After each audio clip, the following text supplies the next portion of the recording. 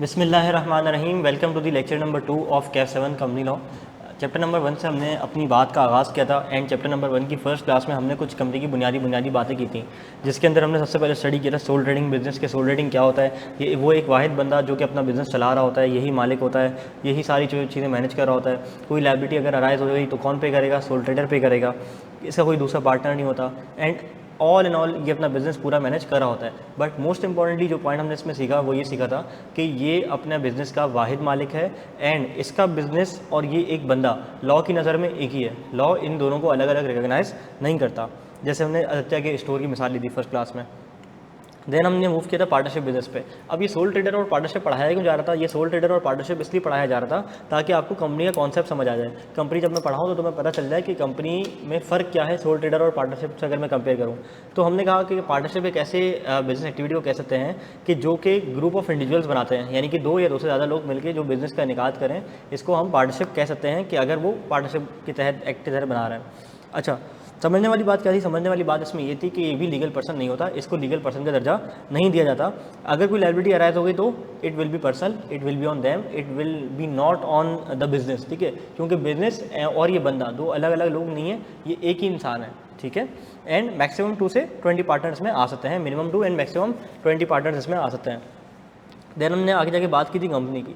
Company की अगर जब मैं बात करूंगा तो फिर हमने कंपनी की बात करने के लिए कुछ इस मिसाल से बात अपनी आगाज़ की थी कि 4 दोस्तों ने मिलकर एक बिज़नेस का इनेकाद किया और कुछ कैपिटल कंट्रीब्यूशन कर ली। जिसने जितने कैपिटल कंट्रीब्यूशन की वो उतने परसेंट का मालिक अपने बिजनेस के अंदर बन गया। ठीक हो गया। उसके बाद हमने बात की कि बिज़नेस को चलाएगा कौन? बिज़नेस को चलाने के लिए दोनों लोगों ने वॉलंटियर किया कि ठीक है हम इस बिज़नेस को चलाएंगे and we will be the directors. इसके बाद हमने कहानी को आगे बढ़ाया कि कंपनी ने पूरे साल बिज़नेस किया और कुछ प्रॉफिट कमाया। प्रॉफिट कमाने के बाद डायरेक्टर्स को जो फीस थी उनकी वो देने के बाद जो पैसा बचा, आउट ऑफ प्रॉफिट जो पैसा अपने घर ले गए वो क्या है? Dividend. And out of profit जो पैसा बच गया वो क्या कर दिया? री इन्वेस्ट। इसी कॉन्सेप्ट को आगे बढ़ाते हुए हमने ये सीखा कि हमारे पास बिजनेस की वर्थ है 1.4 million at the end of the year. और अगर अब कोई लायबिलिटी अराइज हो गई, यानी कि कोई नुकसान हो गया किसी बिजनेस का इनसे, तो उसके लिए कौन जिम्मेदार होगा? उसके लिए कौन जिम्मेदार होगा? उसके लिए जिम्मेदार ये लोग नहीं होंगे। क्यों? क्योंकि लिमिटेड लायबिलिटी का कॉन्सेप्ट है, सेपरेट लीगल एंटिटी का कॉन्सेप्ट है। क्यों? क्योंकि ये अपने बियॉन्ड देयर इन्वेस्टमेंट लायबल नहीं होंगे। इसके आगे मैंने एक एक्सेप्शन डिस्कस की थी कि अगर कोई पार्टली पेड शेयर इन्होंने लिया हुआ है, अगर कोई पार्टली पेड शेयर इन्होंने लिया हुआ है तो उस केस में they will be held liable, otherwise they will not be held liable. बात समझ आती है? चलो जी आगे बढ़ते हैं। आगे की बात हमने आज से स्टार्ट करनी लेक्चर नंबर 2 से। अल्लाह का नाम लेके आगाज़ करते हैं। बिस्मिल्लाहिर्रहमानिर्रहीम। कुल हुवल्लाहु अहद अल्लाहुस समद लम यलिद वलम यूलद वलम यकुल लहू कुफुवन अहद। सदक़ल्लाहुल अज़ीम। रूल्स एंड रेगुलेशंस, यानी कि कंपनी को चलाने वाले जो कानून आयद होते हैं किसी भी कंपनी पे वो किस तरह के होते हैं, वो कौन से कानून हैं जिसके तहत कोई कंपनी चल रही होती है। तो सबसे पहले हम बात करते हैं कंपनी लॉ, जो आपका सब्जेक्ट है कैफ 7 कंपनी लॉ। तो कंपनी लॉ में कौन कौन से लॉज शामिल हैं? सबसे पहले कहते हैं कि रिपील्ड कंपनीज एक्ट 1930। रिपील्ड क्यों? रिपील्ड का मतलब होता है रिवोक्ड, यानी कि पुराना। तो 1913 में एक कंपनीज एक्ट था, वो उसमें शामिल है। उसके बाद कुछ रिवीजन आया बहुत सालों बाद जाके, यानी कि वो ईस्ट इंडिया कंपनी के टाइम पे जाके जो है ना वो ये बना था 1913 में। उसके बाद जाके 1984 में रिवीजन आया। इसका हमने नाम रख दिया कंपनीज ऑर्डिनेंस 1984। रिपील क्यों कह रहा हूँ? रिपील्ड इसलिए क्योंकि ये अब मौजूद नहीं है। फिर रिवीजन हुई 2016 में, कंपनीज एक्ट 2016 यानी कंपनीज ऑर्डिनेंस 2016 बना। उसके बाद फाइनली जाके 2017 में एक इसकी अच्छी शक्ल इख्तियार हो गई जिसको उन्होंने नाम दिया कंपनीज एक्ट 2017 का। एंड 2017 के बाद से इसमें कोई फर्दर चेंजेस नहीं आई। तो अगर मैं बात करूँ व्हाट इज़ कंपनी लॉ, तो कंपनी लॉ में वो सारे कानून शामिल हैं, यानी कि रिपील्ड वाला भी, ईस्ट इंडिया वाला, फिर कंपनीज ऑर्डिनेंस 1984 वाला भी, 2016 वाला भी, एंड कंपनीज एक्ट 2017 भी शामिल है। क्या मेरी बात समझ आ रही है? अच्छा, नाउ अब मैं बात करता हूँ कि कंपनी के ऊपर आयद होने वाले कानूनों में से 2 कानून ऐसे और हैं जो किसके ऊपर अप्लाई होता है। कानून बेसिकली कह सकते हो गवर्नेंस सिस्टम, लॉ कौन सा अप्लाई होता है। तो कंपनी के 2 डॉक्यूमेंट्स होते हैं ज़िंदगी के बड़े अहम डॉक्यूमेंट्स होते हैं जिसका हमने कल जिक्र किया। Number 1 is memorandum of association and number 2 is what? Articles of association. Memorandum के बारे में हमने क्या स्टडी किया था कि ये कंपनी का शनाख्ती कार्ड है।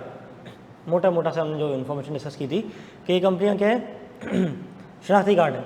इसके अंदर कंपनी की होगी बेसिक इन्फॉर्मेशन, कंपनी का नाम क्या होगा, कंपनी का रजिस्टर्ड ऑफिस कहाँ होगा, कंपनी क्या काम करेगी, प्रिंसिपल लाइन क्या होगी कंपनी का, कंपनी की लायबिलिटी कितनी होगी, कंपनी के जो है सब्सक्राइबर्स कौन कौन होंगे जिसके शेयर खरीदेंगे। तो ये मोटी मोटी बातें होती हैं, रिटन कॉन्स्टिट्यूशन होती है जो कि बाहर वाली दुनिया को बताने के लिए होती है, एक्सटर्नल स्टेक होल्डर के लिए।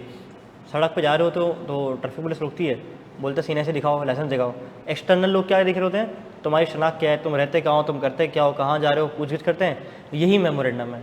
मेमोरेंडम बाहर वाली दुनिया को बताने के लिए कि भाई हमारा बेसिकली एक्चुअल बिजनेस है क्या। एंड आर्टिकल्स क्या होता है? आर्टिकल्स वो इंटरनल प्रोसीजर्स होते हैं जो हम इसको कहते हैं आर्टिकल्स ऑफ एसोसिएशन। अगर मैं बात करूँ आर्टिकल्स ऑफ एसोसिएशन की, तो होता क्या है? आर्टिकल्स ऑफ एसोसिएशन कहलाते हैं कंपनी के इंटरनल प्रोसीजर्स। अब ये इंटरनल प्रोसीजर किस तरह के होते हैं? मैंने लास्ट टाइम बताया था, लास्ट क्लास में डिस्कस किया था इसके ऊपर कि कंपनी की मीटिंग कैसे होगी, कंपनी के निज़ाम चलेगा कैसे, कंपनी में हायरिंग कैसे होगी, कंपनी में अगर कोई डायरेक्टर आया है, चीफ एग्जीक्यूटिव आया है तो उसको अपॉइंटमेंट किस तरह करेंगे, कंपनी से अगर कोई डायरेक्टर जा रहा है, चीफ एग्जीक्यूटिव जा रहा है तो उसको रिमूवल किस तरह से होगा। ये सारी बातें हम कहाँ स्टडी करेंगे? आर्टिकल ऑफ एसोसिएशन में, जिसके ऊपर हमारा क्या है? Chapter number 2 memorandum of association and article of association. बढ़ जाए मैं स्टेप आगे। अब हम बात करते हैं what is an artificial person. जब मैंने लास्ट क्लास में बात की थी पर्सन्स की, तो मैंने बताया था कि हमारी ज़िंदगी में हमारा 2 तरह के पर्सन से वाबस्ता होगा।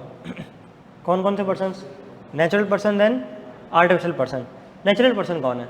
जो इंसान है, जो बोलता है, वो सुनता है, वो खाता है, वो पीता है, वो अपनी आम इंसानों की तरह एक मासूम सी ज़िंदगी गुजारता है, ठीक है। अगर मैं बात करूँ कि आर्टिफिशियल पर्सन कौन होता है, तो आर्टिफिशियल पर्सन वो इंसान होता है जो बोल नहीं सकता, जो सुन नहीं सकता, लेकिन लॉ ने, उसने, कानून ने क्या दिया उसको? एक आर्टिफिशियल पर्सन का दर्जा दिया है। कानून ने उसको किसका दर्जा दिया है?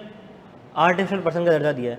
तो आर्टिफिशियल पर्सन एक ऐसी लीगल एंटिटी है जो एक नेचुरल पर्सन नहीं है, बल्कि कानून ने उसको एक पर्सन का दर्जा दे दिया है, एक इंसान का दर्जा दे दिया है, एक जाली, एक आर्टिफिशियल इंसान का दर्जा दे दिया है। जैसे कि कंपनी, कंपनी को क्या फ़ायदा है कि कंपनी एक क्या है? आर्टिफिशियल पर्सन है, कानून की नज़र में एक सेपरेट एंटिटी है। क्या मेरी बात समझ आती है? क्या सोल ट्रेडर एक सेपरेट एंटिटी है कानून की नज़र में? नहीं। क्या पार्टनरशिप है? क्या ये होगी कंपनी? बिल्कुल होगी। यानी कि अगर मैं इस मिसाल में बात करूं कि इस मिसाल में कितने पर्सन थे, कल हमने डिस्कस किया था कि 4 तो ये थे और एक और था एबीएन कंपनी, तो कितने पर्सन हो गए? 5। कौन कौन से? 4 नेचुरल और एक आर्टिफिशियल पर्सन। क्या ये बात क्लियर है? बढ़ जाऊँ एक स्टेप आगे। इजी चीज़ है। चलो जी, अब जब कंपनी हमारी एक आर्टिफिशियल पर्सन है तो इसकी कुछ कैरेक्टरिस्टिक्स भी होती हैं कंपनी है आर्टिफिशियल पर्सन की। दिनेश पानी भिजवा दो, पानी पानी पानी पानी। ठीक है, तो कंपनी क्या है? Artificial person. अब एग्जाम में सवाल आ सकता है कि भाई मुझे कैरेक्टरिस्टिक्स बता दो of company as an artificial person. What are the characteristics of company as an artificial person? तो हम क्या कहेंगे? हम कहेंगे कि कंपनी की कुछ खुसूसियात होती हैं as an artificial person. Number 1, एक एक करके डिस्कस करूंगा डिटेल में, जहाँ समझ नहीं आए रोक के आप लोगों ने पूछ लेना है। चलो, पहली चीज़, मैनेजमेंट बाय डायरेक्टर्स। यार अजान हो रही है, अजान के एहतराम में हम थोड़ा सा रुक जाते हैं, ठीक है।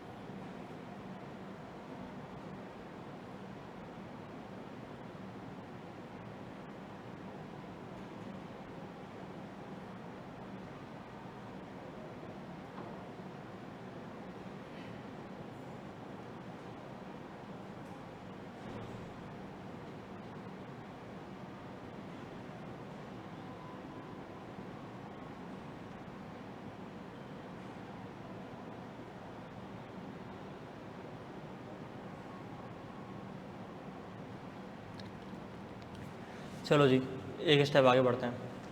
सवाल आता है कि डॉक्ट्रिन ऑफ कॉर्पोरेट पर्सनैलिटी का भी यही मतलब है, सेपरेट स्टेटस। बिल्कुल यही मतलब है, यू आर राइट। हम पढ़ने जा रहे हैं characteristics of company as an artificial person. Number 1, management by directors. कहते हैं कि कंपनी को मैनेज करते हैं कौन? Directors, and members can be directors.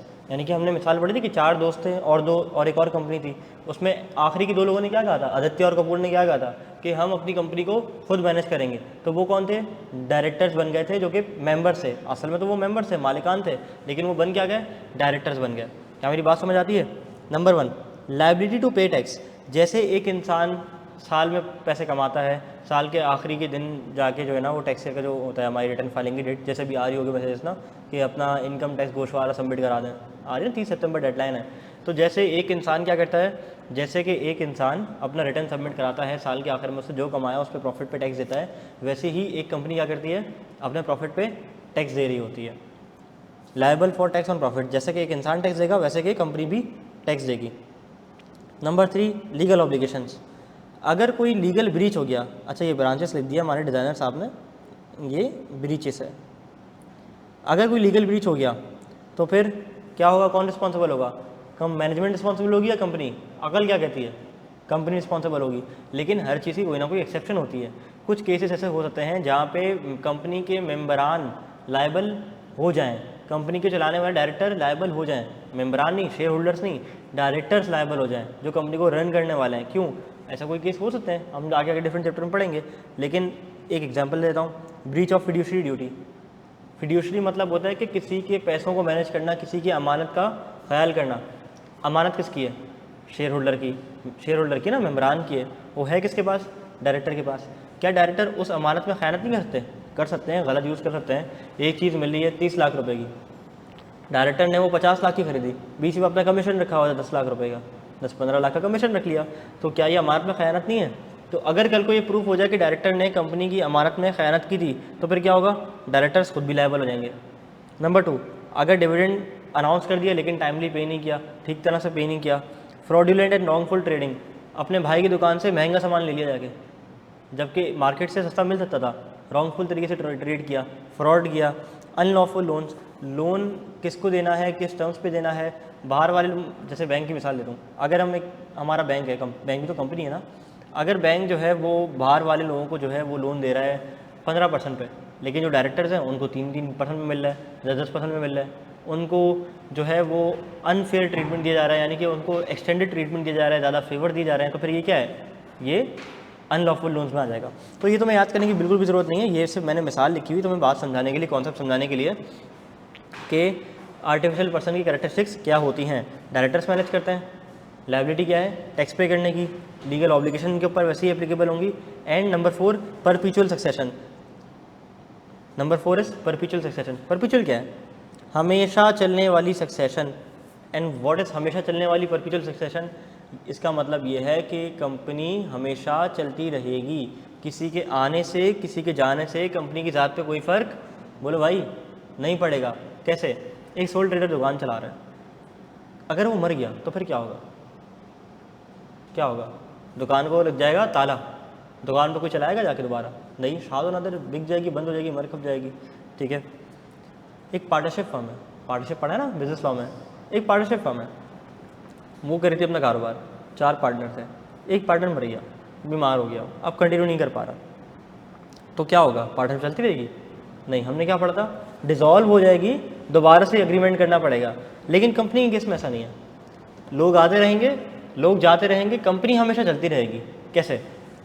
देखो, यूनिलीवर है, यूनिलीवर के बहुत सारे शेयर होल्डर हैं, आज उसका सुबह शेयर मेरे पास है, शाम में तुम्हारे पास है, परसों उसके पास है, तरसों उसके पास है। अच्छा, एक सवाल आता है, सिंगल मेंबर कंपनी क्या करेगी फिर? सिंगल मेंबर कंपनी भी वहीं पे ख़त्म हो जाएगी, अनलेस कि वो अपना कोई एक नॉमिनी अपॉइंट कर ले कि भाई मेरे बाद जो है ना ये बंदा कंपनी चलाएगा, या वो अपना एक सक्सेसर अपॉइंट कर ले, जिसको मैं नॉमिनी कह रहा हूँ, वो कि उसके मरने के बाद जो है ना वो सक्सेसर कंपनी चला रहा होगा, या फिर वो एक ऑफिशियल असाइनी जो है वो नॉमिनेट करेगा कि अगर मैं मर गया तो मेरे जो कंपनी के सारे एसेट्स हैं, चीज़ें हैं, वो मेरे इन वारिसों को बांट देना। वो एक असाइनी जो है वो करके चला जाएगा, असाइन करके चला जाएगा। मैं मिसाल दे रहा था परपीचुअल सक्सेशन की।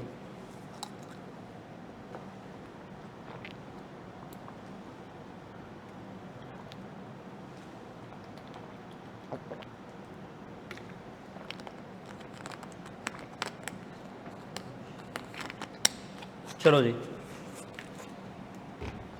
तो बात चल रही थी हमारी परपीचुअल सक्सेशन की। सुबह एक शेयर यूनिलीवर का मेरे पास है, शाम को तुम्हारे पास है, कल तीसरे के पास है, परसों चौथे के पास है। तो क्या यूनिलीवर ये करती रहेगी, बार बार ख़त्म होती रहेगी, बार बार बनती रहेगी, तुम साइन करो मैं साइन करूँ? नहीं। मिसाल के तौर पे एक कंपनी थी, उसके थे 4 शेयर होल्डर्स, ए, बी, सी और डी। चलो ई भी कर लेते हैं। सी का मूड नहीं हुआ चलने का, कंपनी के शेयर बेचने का, उसको पैसे की ज़रूरत थी।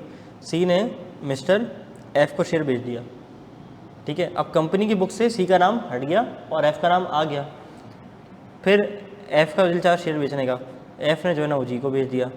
डी का शेयर बेचने दिल चाह, डी ने जो है ना एल को बेच दिया। तो क्या चलता रहेगा, अपडेट कंटिन्यूसली कंपनी के रजिस्टर ऑफ मेंबर अपडेट होता रहेगा। यानी कि इस चीज़ से कंपनी के ऑपरेशन पे कोई फ़र्क पड़ेगा कि कौन आ रहा है, कौन जा रहा है, कौन शेयर होल्डर आज है, कौन नहीं है, कोई फ़र्क पड़ेगा? बिल्कुल भी नहीं पड़ेगा। हाँ, एक सवाल तुम्हारे जहन में पॉसिबली आ सकता है कि डिविडेंड किसको मिलेगा फिर? तो याद रखो, डिविडेंड देने के लिए ना एक बुक क्लोजर डेट का कॉन्सेप्ट होता है कि एक स्पेसिफिक डेट पे देखा जाएगा जो जो कंपनी के शेयर होल्डर थे वो डिविडेंड के हकदार होंगे, बस। ठीक है, आगे बढ़ जाएं जी।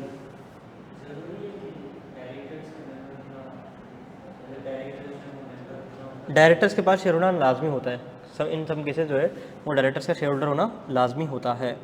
अच्छा, मैं एक चीज़ यहाँ से देख रहा हूँ ज़रा कि मेरे पास ना मुझे लगता है कि यहाँ से कुछ स्लाइड्स मिसिंग हैं। ये हमारे 4 कैरेक्टरिस्टिक्स हो गए ना, इसमें कुछ कैरेक्टरिस्टिक्स हमारे क्या हैं, मिसिंग हैं। मैं तुम्हें ना दूसरी स्लाइड से पढ़ा देता हूँ। 4 तो ये हो गए, और एक सेकेंड ना मुझे दो।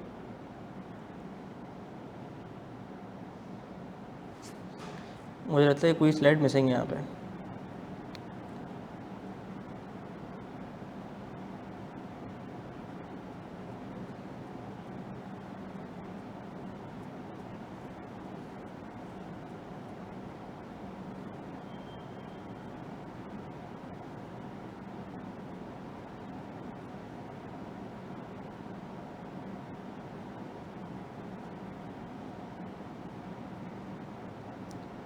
ये रहे, ये स्लाइड मिस थी, इसको मैं जो है कॉपी करके तुम लोगों के लिए यहाँ जो है पेस्ट कर देता हूँ।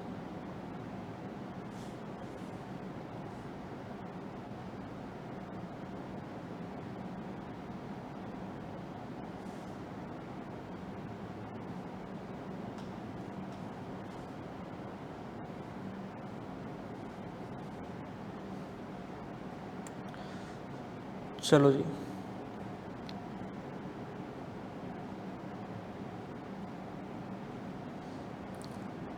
इसका माइंड मैप बना नहीं है लेकिन हमारे पास अवेलेबल है। बढ़ जाओ आगे, 4 हो गई, 5 पे आ जाओ। What is contractual rights and obligations, ये क्या होती हैं? एक इंसान कॉन्ट्रैक्ट करते किसी से, तुम्हारा नाम क्या भाई? आदित्य। आदित्य ने कॉन्ट्रैक्ट किया उस्मान से कि उस्मान भाई मैं तुम्हें बाइक बेचूंगा CD70 और तुम अपने नाम पे ट्रांसफ़र करा देना। तुमने कॉन्ट्रैक्ट किया। जैसे एक नेचुरल पर्सन कॉन्ट्रैक्ट कर सकता है, वैसे ही एक आर्टिफिशियल पर्सन भी कॉन्ट्रैक्ट कर सकता है। ठीक है, तुमने अपने नाम पे घर लिया, गाड़ी ली, सब कुछ लिया, वैसे ही कंपनी भी अपने नाम पे कॉन्ट्रैक्ट कर सकती है, घर ले सकती है, गाड़ी ले सकती है। तुमने अपने घर के लिए AC लिया, AC बनवाया, AC लिया और प्रोक्योर कर लिया घर पे, वैसे ही कंपनी भी अपने नाम पे AC खरीद सकती है। जैसे कि एक नेचुरल पर्सन अपने नाम पे सारी चीज़ें खरीद सकता है, बेच सकता है, सारी दुनिया की ट्रांजैक्शन कर सकता है, वैसे ही एक आर्टिफिशियल पर्सन भी क्या करता है, अपने नाम पे तमाम की तमाम ट्रांजैक्शन क्या करता है, वैसे ही एग्जीक्यूट कर सकता है। तो company can enter into contracts, company loan ले सकती है, कंपनी लोन दे सकती है, कंपनी हर वो काम कर सकती है। राइट्स एंड ऑब्लिगेशन कॉन्ट्रेक्चुअल वैसी ही होंगी जैसे कि एक आम इंसान की होती हैं, क्योंकि कंपनी क्या है, artificial person. Debts and liability हमने अभी सीख लिया कि जैसे कि एक इंसान लायबल टू पे डेट्स होता है, वैसे कंपनी भी लायबल टू पे डेट होती है।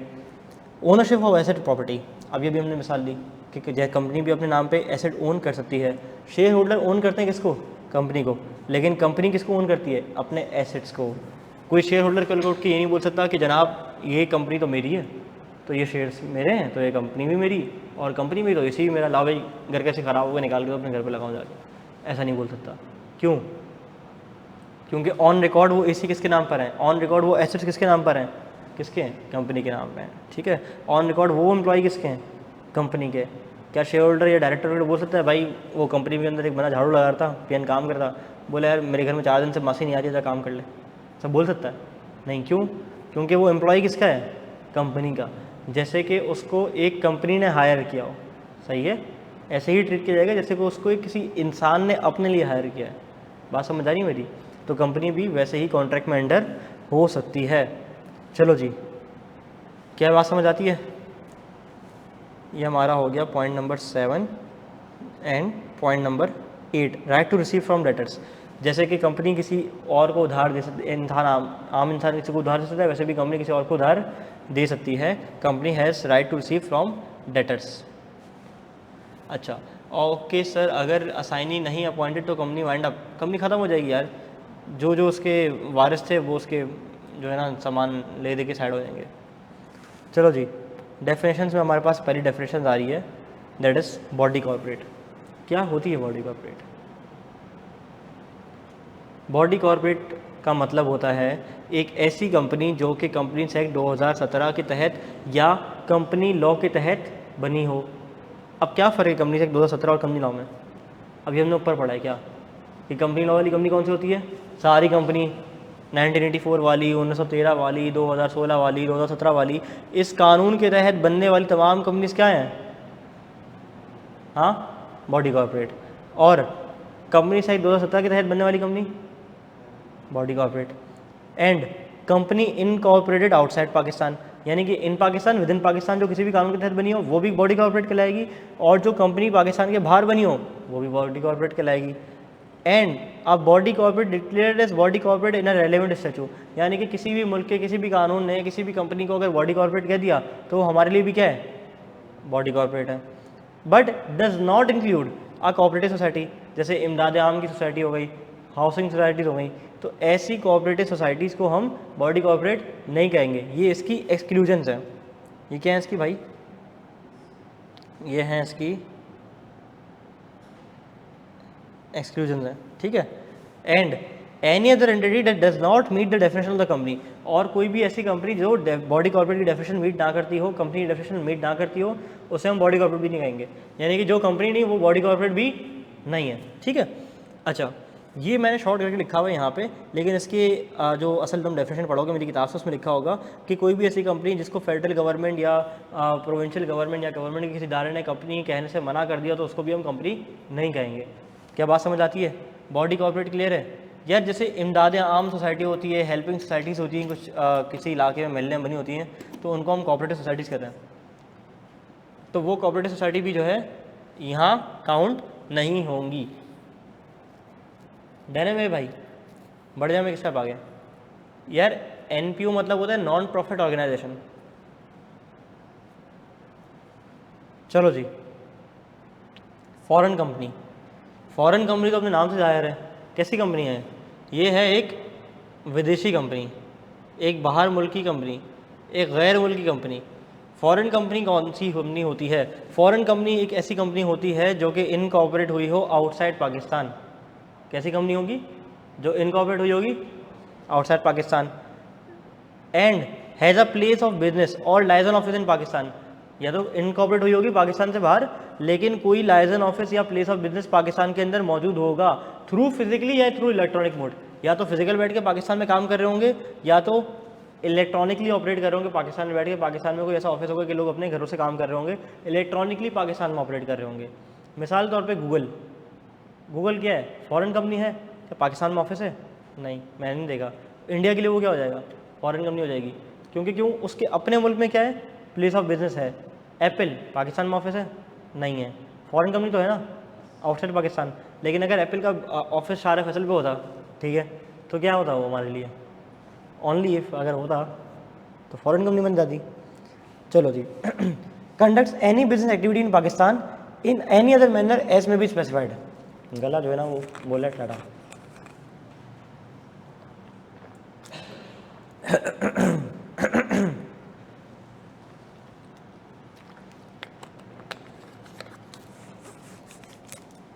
या कोई भी ऐसी कंपनी जो पाकिस्तान में बिजनेस कंडक्ट करे in any manner as may be prescribed. अच्छा, कंपनी लॉ में ना तुम ये वर्ड बहुत सुनोगे, एज में बी प्रिस्क्राइब्ड। इसका क्या मतलब होता है? कंपनीज एक्ट ना एक मुकम्मल लॉ नहीं है। कंपनीज एक्ट के अलावा भी कुछ ऐसी रेगुलेशन होती हैं जो कि कंपनीज पर अप्लाई होती हैं। वो रेगुलेशन हमारे कोर्स में नहीं है, कोई भी कोर्स में नहीं है। तो वो जहाँ लिखते हैं ना एस में बी स्पेसिफाइड, इसका जवाब ना उसने किसी ना किसी रेगुलेशन में दिया होता है, किसी ना किसी रेगुलेशन में दिया होता है, और वो रेगुलेशन हमारे कोर्स का पार्ट होती ही नहीं है, इसलिए वो यहाँ लिख के छोड़ देता है एस में बी स्पेसिफाइड।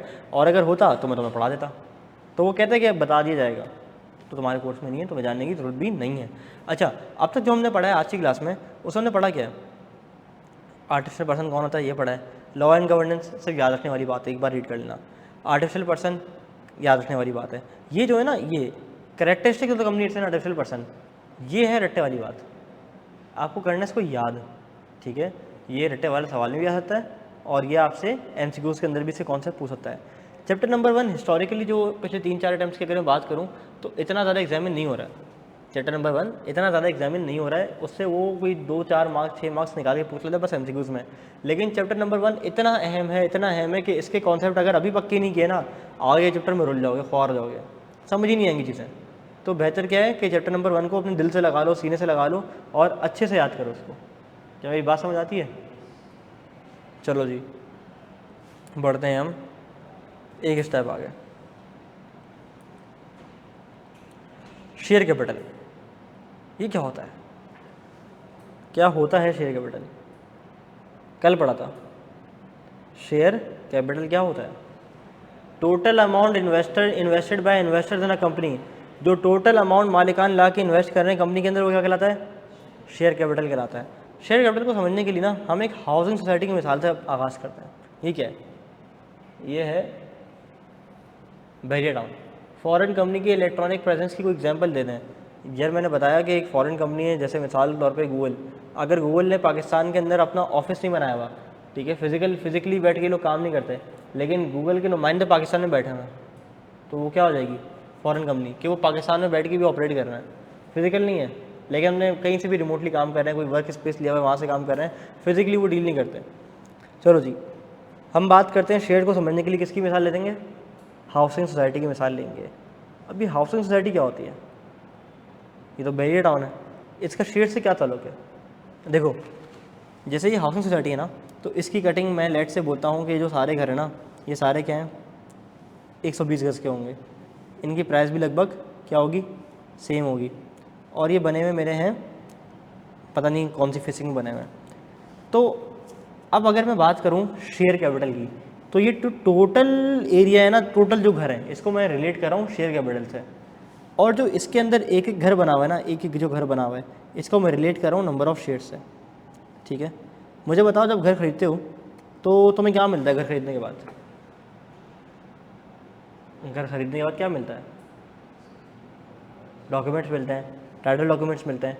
तो वैसे ही जैसे तुम शेयर खरीद लेते हो ना, तो शेयर खरीदने के बाद तुम्हें क्या मिलता है? टाइटल डॉक्यूमेंट्स मिलते हैं, ठीक है, कि तुम्हारे पास ओनरशिप का सबूत होता है, तुम्हारे पास एक ठोस एविडेंस होता है कि हाँ भाई मैं इस घर का मालिक हूँ, मैंने ये घर क्या किया है? खरीदा है। तो वैसे ही जब तुम शेयर खरीदते हो ना, तो तुम्हारे पास मिलता है शेयर सर्टिफिकेट, जो कि प्रूफ ऑफ इन्वेस्टमेंट होता है कि तुमने हाँ इस कंपनी के शेयर क्या कर लिए हैं? एक्वायर कर लिए हैं। इस हाउसिंग सोसाइटी की एग्जांपल देने का मकसद क्या था कि जो ये पूरा हाउसिंग सोसाइटी वाला एरिया है ना, इसको मैं रिलेट करूँ किससे? शेयर से। ये क्या है? मेरे शेयर्स हैं, शेयर कैपिटल हैं। और जो एक एक घर है वो क्या है? शेयर्स। और जो इस घर के अगेंस्ट हमें मिल रहा है टाइटल डॉक्यूमेंट, वो क्या है? Share certificate. अब मेरी बात समझ आती है? अब समझ आती है बात? अब जब हम ये पढ़ेंगे ना, तो हमारे लिए इंशाल्लाह ज़रा आसान हो जाएगा। शेयर कैपिटल क्या है? कहते हैं शेयर है प्रूफ ऑफ इन्वेस्टमेंट। ये तुम्हारी क्या है? इन्वेस्टमेंट का सबूत है। और तुम्हें दे दीजिएगा एक सर्टिफिकेट, जिससे तुम्हें पता चल जाएगा कि हाँ भाई तुमने इस घर के वाकई जो है वो शेयर्स खरीदे हुए हैं, ठीक है। अच्छा, शेयर सर्टिफिकेट दिखता कैसा है? ये कोई ना ऐसा दिखता है, हाँ ऐसे दिखता है। अब उसमें लिखा होता है जनाब कि सीरियल नंबर 3 से लेकर सीरियल नंबर 15 तक जो है ना, वो शेयर्स हमने दिए हुए हैं। और ये दिया हुआ है हमने मिस्टर लेट से आदित्य को, ठीक है। और ये कंपनी का जो है ना, वो कंपनी XYZ है। और जो सारी मतलब बता दिया गया, भाई on this date you are admitted as a shareholder in our company, ठीक है, वी वेलकम मी, और सना करके ना एंड में साइन वाइन आ जाता है। तो ये एक शेयर सर्टिफिकेट है, जो कि तुम्हारे पास क्या सनद कि तुमने इस कंपनी में इन्वेस्टमेंट क्या की हुई है? रखी हुई है, इन्वेस्टमेंट लेके रखी हुई है। शेयर कैपिटल क्या होता है? Total investment in a company by members, सब डिवाइडेड इनटू शेयर्स। सब डिवाइड क्या होता है? तोड़ देना शेयर्स में। तोड़ देना किस में? शेयर्स में। और एग्जांपल से हमने हाउसिंग सोसाइटी की समझी है बात। क्या बात क्लियर है? क्या ये बात समझ आती है? अक्ल शरीफ में आती है? चलो जी, who can own shares in a company? Company के अंदर कौन शेयर ओन कर सकता है? एक इंडिविजुअल भी शेयर ओन कर सकता है कंपनी के अंदर शेयर्स, जैसे कि मैंने कर लिया, तुमने कर लिया। मल्टीपल इंडिविजुअल भी कह सकते हैं जी। कैसे? कि माँ और बेटे ने मिलकर शेयर ले लिया, ठीक है, मदर ने ले लिया, सन ने ले लिया, फादर ने ले लिया, सन ने ले लिया, दोनों भाइयों ने मिल के ले लिया, ठीक है, दोनों बहनों ने मिल के ले लिया, ब्रदर ने ले लिया, सिस्टर ने ले लिया, दो दोस्तों ने मिल के ले लिया। क्या बात समझ आती है? तो अब तुम्हारा सवाल आना चाहिए कि मल्टीपल इंडिविजुअल शेयर एक शेयर ले सकते हैं? बिल्कुल ले सकते हैं, हाँ बिल्कुल ले सकते हैं। लेकिन याद रखो कि ये जो धमाल देखिए, धमाल में क्या होता है, आदि मानव क्या है, एक यूनिट काउंट होता है। देखिए ना, बचपन में देखी होगी। तो multiple individual will be count as आदि मानव, कि वो एक यूनिट काउंट होंगे, भले ये दो शेयर होल्डर हैं, ठीक है, भले वो दो शेयर होल्डर हैं, लेकिन कानून की नज़र में और कंपनी की बुक्स में ये एक यूनिट है। अब ये थोड़ी कि डिविडेंड मिल रहा है तो दोनों को मिलेगा, नहीं, एक को मिलेगा। यानी कि किसको मिलेगा बताता हूँ, मतलब हकदार तो दोनों होंगे लेकिन मिलेगा एक को। ऐसे केस में होता क्या है कि कंपनी को कुछ चीज़ें नोटिफाई करनी होती है, अपने शेयर होल्डर्स को बताना होता है, चार सारी चीज़ें करनी होती हैं, तो वो किसको नोटिफाई करेगी, किसको बताएगी, ठीक है।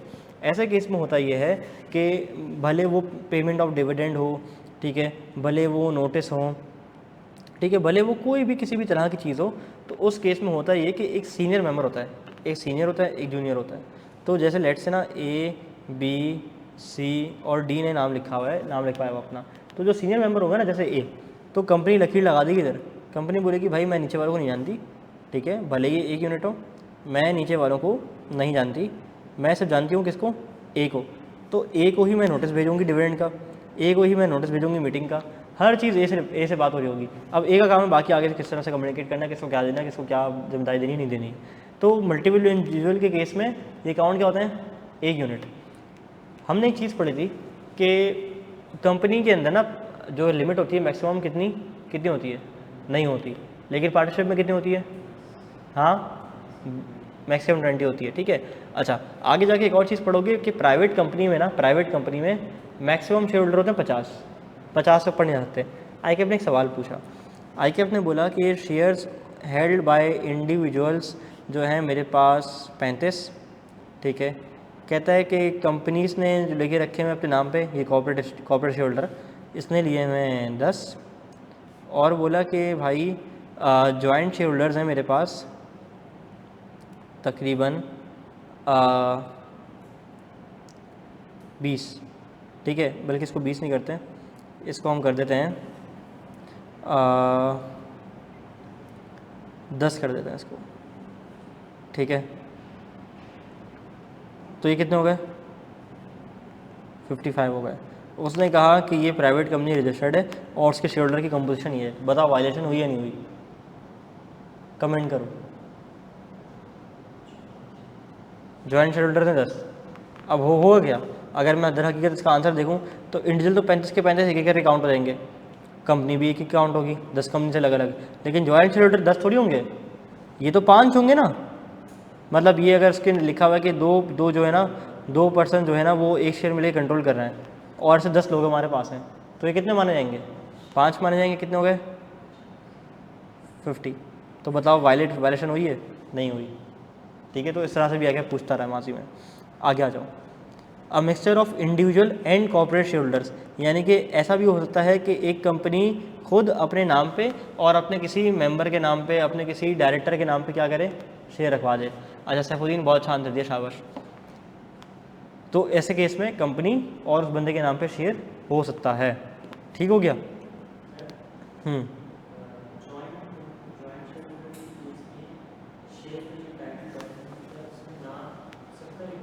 सबका लिखा होगा, सबका लिखा होगा।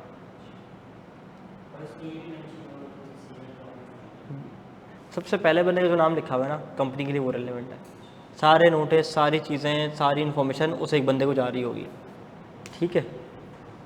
चलो जी, बढ़ते हैं हम 1 step ahead, types of company based on members liability. यहाँ सब ने अपनी डिस्कशन को जो है वो अब आगे लेके जाना है।